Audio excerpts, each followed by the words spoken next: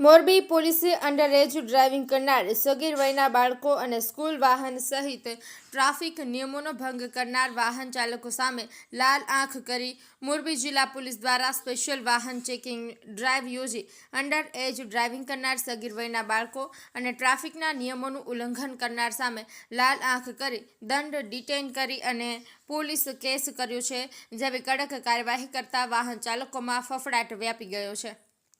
જેમાં વિદ્યાર્થીઓને શાળાએ લઈ જતી સ્કૂલ વાન દ્વારા ટ્રાફિક અને આરટીઓના નિયમોનું ઉલ્લંઘન કરી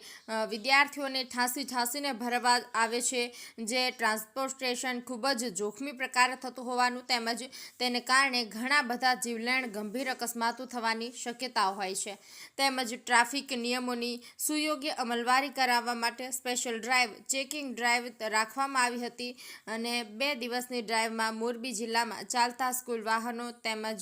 જેમાં private passing permit, fitness state certificate, first aid kit, fire extinguisher લાયસન્સની ચકાસણી કરવા અને ટ્રાફિક નિયમો તથા આરટીઓના નિયમોનું ઉલ્લંઘન કરતા સ્કૂલ વાન વિરુદ્ધ નિયમાનુસાર કાયદેસરની કાર્યવાહી કરવા અંગેની સ્પેશિયલ ડ્રાઇવ રાખવામાં આવી હતી અને અંડરએજ ડ્રાઇવિંગ કરનાર સગીર વયના બાળકોને મોટર વાહનનો માલિક કે તેનો ચાર્જ ધરાવનાર વિરુદ્ધ કાર્યવાહી આ ડ્રાઇવ દરમિયાન જુદા જુદા પોઈન્ટ ઉપર સરપ્રાઇઝ વાહન ચેકિંગ કરી ટ્રાફિક નિયમોનો ભંગ કરતા વાહન ચાલકો વિરુદ્ધ મોરબી જિલ્લા પોલીસ દ્વારા કડક કાર્યવાહી હાથ ધરવામાં આવેલ છે, જેમાં અનેક વાહનો દંડનીય કાર્યવાહી કરી હતી, જેમાં કુલ 276 સ્કૂલ વાન તેમજ ચેક કરવામાં આવ્યા અને ટ્રાફિક નિયમોનું ભંગ કરતા વાહન ચાલકોને કુલ 47 સ્કૂલ વાન સમાધાન શુલ્ક પાવતીઓ આપવામાં આવી હતી। ટ્રાફિક નિયમોનું ભંગ કરનાર વાહન ચાલકો પાસે ₹24,600નો દંડ વસૂલ કરવામાં આવ્યો તેમજ 4 જેટલી સ્કૂલ વાન ચાલકો સામે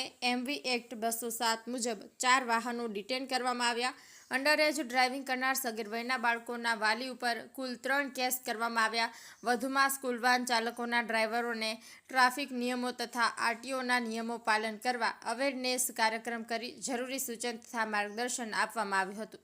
સંજય નંદેસરિયા, મોરબી।